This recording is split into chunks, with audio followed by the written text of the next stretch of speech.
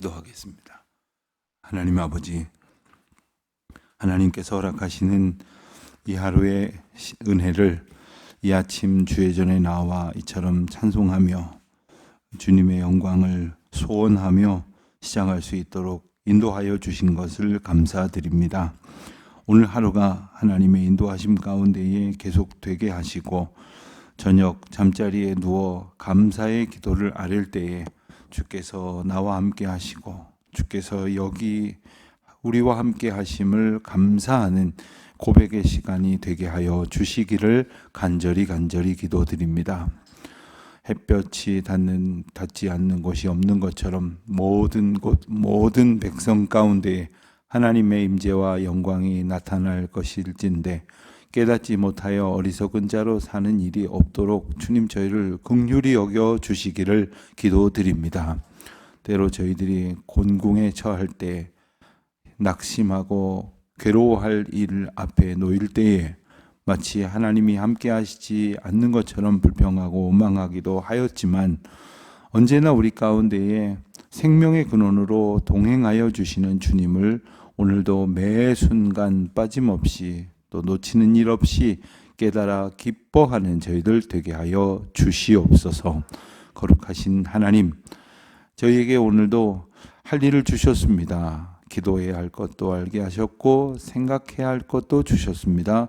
또 격려하고 위로해야 할 사람도 저희 주변에 많이 있음을 압니다. 무엇보다도 하나님의 말씀대로 살아가는 것이 저희에게 주신 사명이고 또 때를 얻든지 못 얻든지 복음과 하나님의 구원의 복된 소식을 증거하는 귀한 사명도 주셨습니다. 잘 감당할 수 있도록 형편이 어떠하든지 주님의 은혜의 통로로 살아가는 이 하루가 되게 하여 주시옵소서. 아버지 하나님, 저희의 연약함을 주님 아십니다.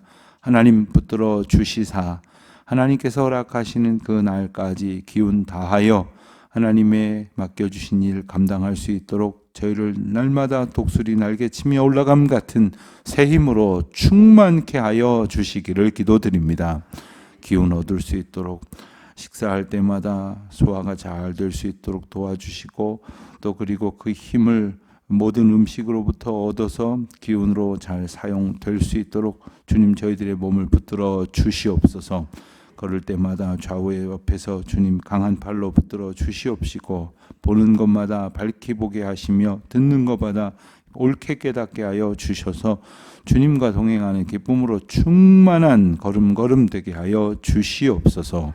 비록 저희들 연약한 존재로 유한한 인생을 살아갑니다마는 언젠가는 쇠하여질 몸일 줄 아오나 하나님 은혜를 베풀어 주셔서 하나님께서 부르시는 그날까지 힘있게 기운 얻어 나아갈 수 있도록 날마다 회복되어지는 기쁨, 날마다 하나님의 은혜를 덧입는 감격으로 충만케 하여 주시옵소서. 아버지 하나님, 특별히 우리 연로하신 어르신들, 병약한 성도님들이 있습니다.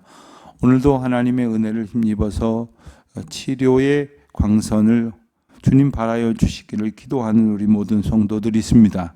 사랑하는 가족들을 위해서 혹은 섬기는 어르신들을 위해서 기도하는 그 모든 간구를 주님 기억하여 주시기를 기도드립니다. 자녀들을 위하여 기도하는 부모의 애틋한 심정을 주님 기억하여 주시옵시고 우리 자녀들이 아버지 하나님의 은혜 앞에서 저마다 소원한 일들이 하나님의 인도하심을 힘입어서 형통하는 복을 누리게 하여 주시기를 기도드립니다.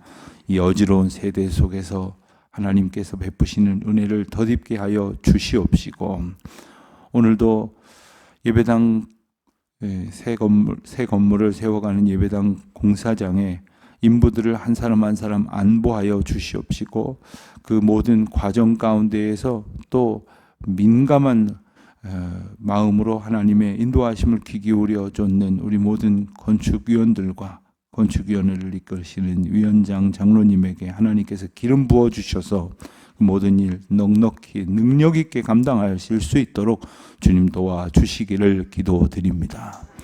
교회로 교회된 사명 잘 감당할 수 있도록 오늘도 역사하여 주시되 도처에서 저희와 동행하는 동역자들 하나님의 크신 팔로 지켜 보호하여 주시옵소서. 오늘도 주의 이름으로 모이는 모든 모임마다 주 성령 하나님께서 함께하여 주시기를 간절히 바라오며 이 모든 말씀 우리 주 예수 그리스도의 이름으로 기도드립니다. 아멘. 시편 76편 말씀 보겠습니다. 시편 76편 1절로 12절까지 말씀 먼저 함께 봉독하겠습니다. 시편 76편 1절로 12절입니다. 하나님은 유다에 알려지셨으며 그의 이름이 이스라엘의 그시도다. 그의 장막은 살렘에 있으며 그의 처소는 시온에 있도다. 거기에서 그가 화살과 방패와 칼과 전쟁을 없애셨도다. 주는 약탈한 산에서 영화로우시며 존귀하시도다. 마음이 강한 자도 가진 것을 빼앗기고 잠에 빠질 것이며 장사들도 모두 그들의 도움을 줄 손을 만날 수 없도다. 야곱의 하나님이여 주께서 꾸짖으심에 병거와 말이 다 깊이 잠들었나이다. 주께서는 경외받을 이시니 주께서 한번 노하실 때에 누가 주의 목전에 서리이까. 주께서 하늘에서 판결을 선포하심에 땅이 두려워 잠잠하였더니 곧 하나님이 땅의 모든 온유한 자를 구원하시려고 심판하러 일어나신 때로라. 진실로 사람의 노여움은 주를 찬송하게 될 것이요 그 남은 노여움은 주께서 금하시리이다. 너희는 여호와 너희 하나님께 서원하고 갚으라. 사방에 있는 모든 사람도 마땅히 경외할 이에게 예물을 드릴지로다. 그가 고관들의 길을 꺾으시리니 그는 세상의 왕들에게 두려움이시로다. 아멘. 오늘 본문이 기록된 시편 76편은 시편의 주제와 성격에 따른 분류상으로 보면 시온시라고 이렇게 분류되는 내용입니다. 시온시 하면 더러 익숙하지 아니하시겠지만 말 그대로 시온을 주제로 하는 찬양시다 이렇게 이해를 하시면 됩니다. 시온은 여러분들 잘 아시는 대로 예루살렘 혹은 예루살렘 도성 전체를 일컫는 그런 별칭이기도 하죠. 예루살렘은 이스라엘 백성들에게 있어서 하나님의 임재를 나타냅니다. 그러니까 시온시 그러면 하나님이 함께 하시는 그런 공간적인 의미가 부각되어지는 그런 곳입니다. 하나님이 함께 하시면 어떤 역사가 일어납니까? 멸망 가운데에 치달을 것만 같았던 죄악된 백성들이 구속함을 얻고 구원의 감격을 누리게 되는 곳, 그곳이 바로 시온입니다. 그래서 이스라엘 백성들은 시온을 굉장히 넓은 의미로 추구하고 그리고 흠모하는 그런 의미이기도 하죠. 그래서 이 시온시라고 했을 때는 단순히 어떤 공간의 의미, 시온이라고 하는 어떤 그 공간만을 추억하고 그리는 게 아니라 그곳에서 허락하여 주신 하나님의 은혜를 기억하는 것입니다. 우리에게도 아마 기억 속에 어떤 좋은 기억이 있는 그런 장소가 있으실 것입니다. 여러분들 어릴 적 사셨던 곳이라든가 언젠간 인상 깊게 머무셨던 추억을 가진 그런 장소를 떠올리시면 그곳에 있었던 좋은 기억들이 함께 따라오게 될 것입니다. 이스라엘 백성들에게 있어서 시온이라 함은 바로 그 하나님의 임재, 또 하나님의 영광, 하나님의 구원, 이 감격을 이제 노래할 수 있는 곳이 되겠죠. 그래서 시편에 오늘 본문뿐만 아니라 46편, 48편, 또 87편 이런 시들을 분류를 하자면 시온을 주제로 한 찬양시다, 시온시다 이렇게 말하기도 합니다. 뿐만 아니라 이사야나 또 미가서라든가 이렇게 성경 예언서 중에서 한두 대목들을 이 시온시의 내용과 형태로 이렇게 신학적으로 분류를 하기도 합니다. 예루살렘은 어떤 곳인가? 바로 예루살렘, 시온이라고 일컬어지는 예루살렘은 바로 하나님의 통치가 분명하게 나타났던 곳입니다. 하나님께서 역사하신 그 일들이 시각적으로 드러나는 공간입니다. 예루살렘의 뒤에 말인 살렘이라는 말의 어원은 샬롬이라는 말과 같습니다. 그렇기 때문에 예루살렘 자체에 가져다주는 가장 중요한 의미가 뭐냐면 바로 평안입니다. 평안.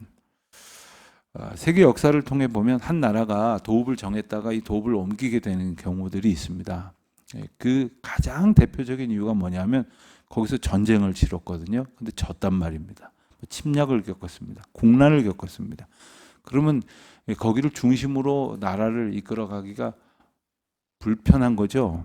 또 자꾸 그런 기억들이 떠오르고 또 침공을 당할 것 같고 뭐 이런 경우에 이제 나라를 이렇게 옮기게 되어지는 역사가 많이 있다고 하는데 이스라엘 백성들에게 있어서 예루살렘은 분명히 고난의 장소이기도 합니다. 그리고 바벨론이 밀고 들어와서 다 불살라버리는 그러한 어려움도 있었습니다.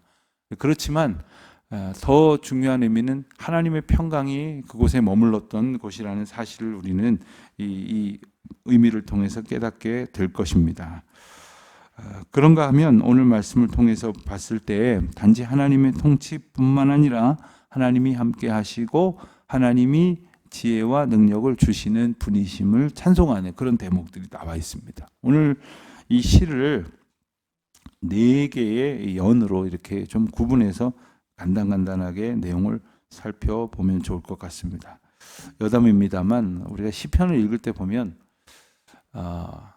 2가지 어려움이 있는 것 같아요. 이 시가 그냥 성경상에 쭉 편집이 되어 있다 보니까 이 단락 구분은 물론이고 이 연이나 절 구분이 이렇게 모호하다 보니까 좀 끊어서 읽을 때 이해를 도울 수 있을 것인데 그렇지 못하다는 게 하나 어려움일 것이고 또 하나의 의미는 뭐냐면 이 시로 쓰여졌는데 번역을 하다 보니까 어떤 시적 감흥, 시적 강조가 약간 이렇게 좀 모호해진다는 거죠.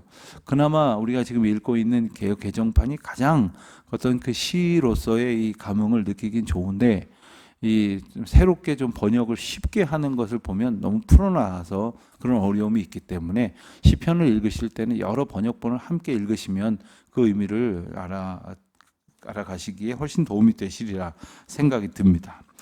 1절부터 3절을 첫 번째 연으로 본다면 특별히 1, 2절에서는 시온이 하나님의 선택을 받은 특별한 장소라는 사실을 이제 언급을 합니다. 그래서 1절에 유다와 이스라엘이라는 표현이 나오는데 이것은 남유다와 북이스라엘을 말하는가 이렇게 생각을 할런지 모르지만 그것보다는 이스라엘 백성들을 전체를 일컫는 그런 그 수사적인 표현입니다. 우리나라 사람들을 뭐라고 부릅니까?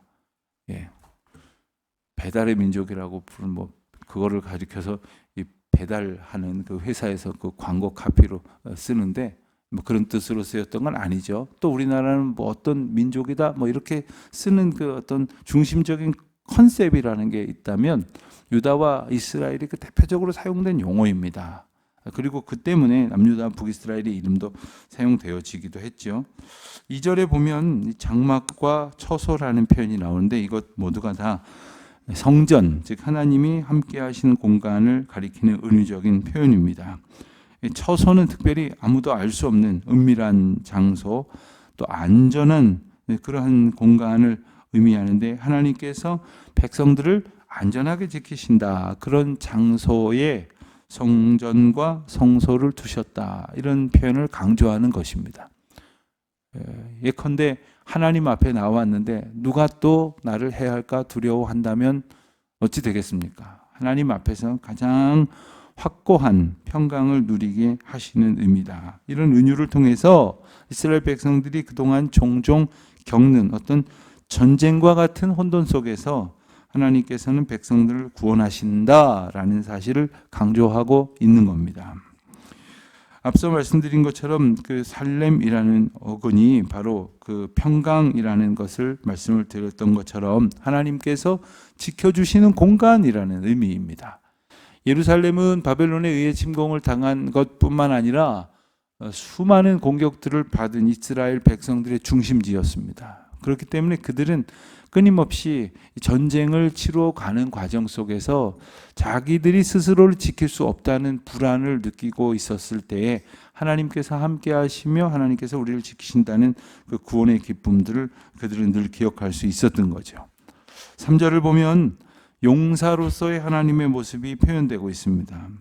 즉 하나님께서는 이스라엘을 구원하시기 위해서 기꺼이 전쟁을 수행하시는 그런 분이시라는 사실이고 궁극적으로는 하나님께서는 승리를 통해서 더 이상 전쟁이 일어나지 않게 하시겠다는 사실입니다. 하나님이 전쟁을 좋아하시는 전쟁 분자이시겠습니까? 그러나 싸움을 일으키고 도발을 해오는 그 수많은 사람들을 물리치심으로 이스라엘 백성들을 구원하시고 더 이상 그런 전쟁과 갈등 상황에 아예 놓이지 않게 하시겠다 하는 은혜인 것이죠. 그래서 하나님께서는 하나님의 백성들을 대적하는 자들을 완전히 멸하시는 이유가 여기에 있습니다. 어떤 의미에서 보면은 하나님께서 하나님의 사람들을 대적하는 이들을 완전히 괴멸하는 것 또한 무자비한 것 아니냐, 뭐 이런 이야기를 하는 사람들도 있어요. 하나님 그들도 좀 약간 봐주시면 안 되냐, 그들도 살게 두시면 안 되냐, 뭐 이런 생각을 무슨 인권이라든가 어떤 뭐 인본주의적인 것이라든가 이런 생각으로 가질런지 모르지만, 하나님께서는 궁극적으로 하나님의 백성들이 하나님 안에서 누리는 평안을 주시기 위해서, 그러려면 아예 대적자들이 감히 대적하겠다는 생각조차 못하도록 진멸해 버리셔야 한다는 거죠.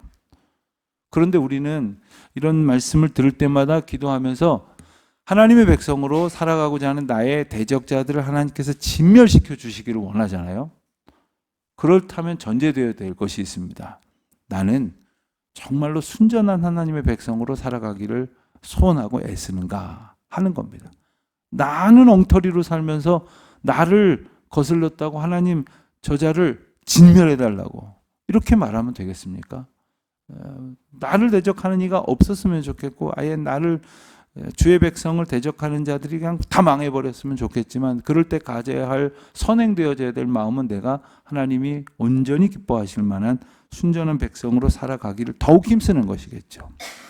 4절부터 7절 말씀을 이제 두 번째 연으로 본다면, 여기서는 용사로서의 하나님을 조금 더 자세하게 기술을 합니다. 4절에 보면 약탈이라는 표현이 사용이 되어졌는데, 이것은 백성을 위한 전쟁, 즉 시온의 평안을 위협하는 모든 세력에게 하나님께서 승리하신 그런 장면을 묘사를 합니다. 또 그리고 그 뒤에 이어서 나오는 영화와 존귀, 이런 표현도 하나님의 절대 주권, 절대 왕권과 연결되는 그런 표현이라 할 수 있겠습니다.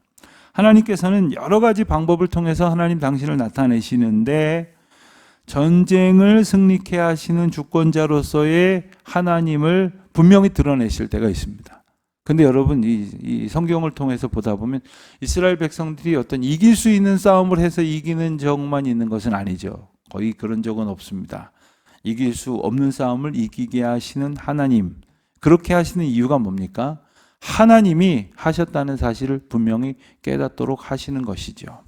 이걸 매 순간 깨달으면 굳이 그럴 일이 어디 있겠습니까? 가령 우리가 그냥 호흡 한 번 한 번에도 하나님을 느끼고 감사할 수 있으면 얼마나 좋겠습니까? 작은 일이든 큰 일이든 좋은 일이든 나쁜 일이든 내가 원하는 대로 되든 그렇지 않은 대로 되든 간에 매 순간 하나님을 찬양할 수 있는 그러한 순전한 신앙을 가지고 살아가면 얼마나 좋겠습니까? 근데 그렇지 않다 보니까 하나님이 그것을 깨닫는 상황까지 우리를 몰고 가신다는 사실을 우리가 기억해야 돼요. 그러니 하나님께서 그렇게 우리를 이끄셔서 마침내 승리케 하시는 은혜를 베푸셨다는 사실. 그래서 5절, 6절 말씀을 보면 어떤 존재도 하나님을 이길 수 없다는 사실을 찬양하고 있는 것입니다. 여기 나온 마음이 강한 자들, 장사들, 이들도 결국 진짜 용사라고 말할 수 있는 하나님 앞에서 패배할 수 없게 되어지는 거죠. 6절 말씀 또한 용사들이 패배할 수 없는 이유를 다시 설명을 합니다. 이것은 하나님이 대적들을 꾸짖으심으로 그들을 무기력하게 만드시기 때문입니다. 6절 하반절을 보면 하나님이 그들을 꾸짖으신 결과로 병거와 말이 무기력해지는 그런 상황을 맞게 된다, 이런 모습을 또 보여주시죠. 어떤 상황을 연상하실 수가 있겠습니까? 병거와 말들을 무기력하게 만드시는 사건. 이스라엘 백성들은 이러한 표현이 나올 때마다 한 가지 사건을 분명히 떠올릴 수 있을 것입니다. 바로 홍해를 건넜던 사건이죠. 그들이 홍해를 건널 때 그들 뒤에는 엄청난 수의 군인들이 말발굽 소리를 내가면서 그리고 병거를 끌고서 뒤쫓아왔습니다. 아예 괴멸시켜버릴 그러한 기세로 뒤쫓아오지만 하나님께서는 이스라엘 백성들을 안전히 건너게 하신 후에 홍해를 다시 흐르게 하셔서 그들을 몰살시켜 버리시죠.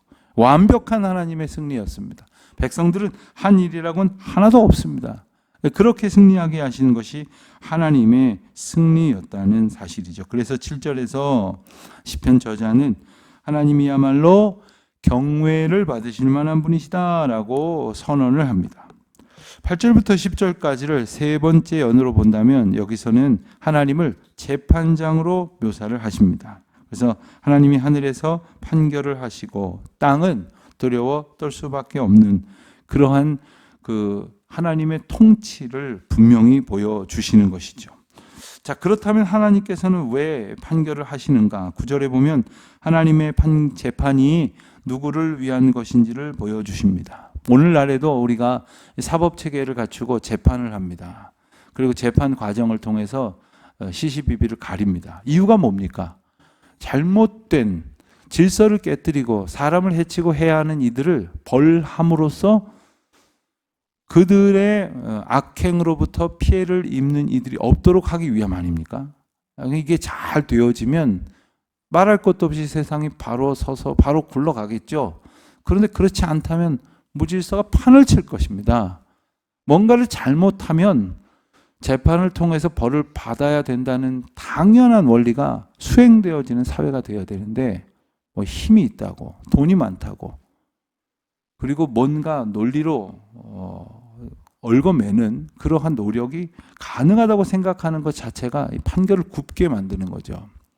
하나님은 결코 굽어질 수도 없어질 수도 없는 진정한 재판장이십니다.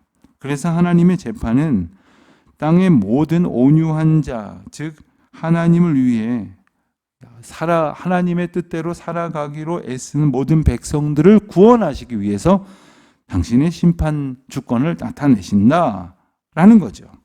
또한 10절 말씀을 보면 사람들의 노여움이 변하여 하나님을 찬송하게 될 것이다. 하나님께 영광 돌려드리는 삶으로 변화되어지는 그런 모습들이 구체적으로 나타나고 있습니다. 11절, 12절을 이제 마지막 네 번째 연으로 이렇게 본다면 이 부분은 이제 하나님의 백성들에게 권면하는 내용이 나옵니다. 하나님의 백성들이 아닌 사람이 어디 있습니까? 모두 하나님의 백성들이죠. 그런데 그 사실조차 깨닫지 못하고 간혹 하나님을 대적하거나 원망하거나 불평하거나 자기 마음대로 살아가려고 하는 사람들에게 권면을 합니다. 뭐라고 권면합니까? 이 권면은 하나님이 백성들의 소망을 들어주실 수 있는 유일한 분이시라는 사실을 상기시켜 주면서 시작을 합니다. 그러니까 하나님만을 의지하라 하는 겁니다.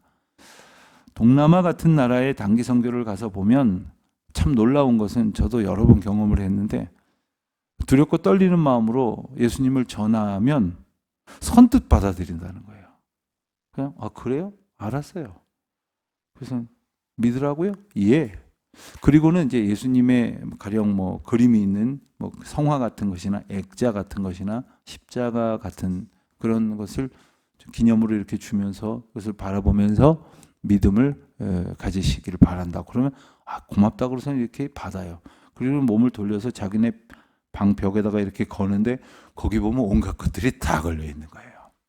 별의별 우상신들, 부적들 뭐 이런 게 다 걸려 있는 거예요. 그러니까 내가 지금 한 100가지 믿고 있었는데 오늘 하나 더 하니까 101가지 믿으니까 한 가지가 더 생기는구나. 뭐 이렇게 생각을 하는 거예요.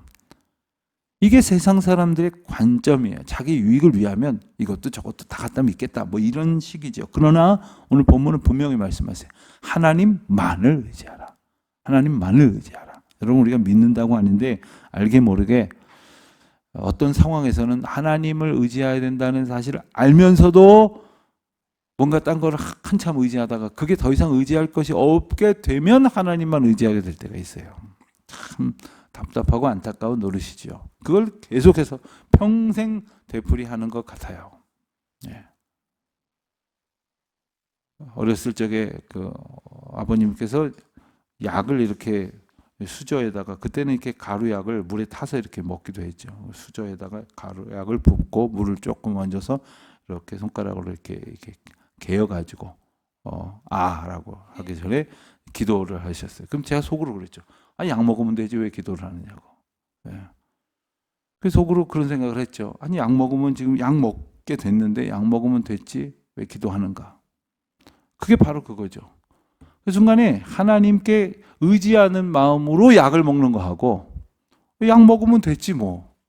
약 먹고 해서 안 되고 뭐 그렇게 해서 안 되고 저렇게 해서 안 되면 그때 가서 기도하지 뭐. 이렇게 생각하기 쉬운 것이 우리가 하나님을 믿는다고 하면서도 빠질 수 있는 결정적인 오류인 것이죠. 오늘 우리가 하나님만을 의지하기 때문에 약도 먹는 거예요. 밥도 먹는 거예요. 건강해지려고 운동도 하는 거예요. 열심히 수고하며 사는 거예요. 성실과 인내로 견뎌내는 거예요. 그 또한 하나님이 주시는 능력에 힘입어서 살아갈 수 있게 되시기를. 오직 하나님을 경외하는 것이 마땅하다. 그래서 12절에 보면 하나님의 강력한 능력을 노래하고 있는 것입니다. 우리의 하나님은 우리의 찬송을 받으시기에 합당하신 분이십니다. 오늘 하루 오직 강력한 능력으로 우리를 돌보시는 하나님을 찬양하는 기쁨으로 충만한 날 되시기를 축원드립니다. 하나님 아버지, 오늘도 부족한 저희들을 통하여 영광을 받으시고 다함이 없는 능력을 선포하여 주시옵소서. 주님은 우리의 구원의 주이시며 우리가 오직 의지할 분이심을 매 순간 경험하는 기쁨의 시간들 살게 하여 주옵소서. 예수님의 이름으로 기도드립니다.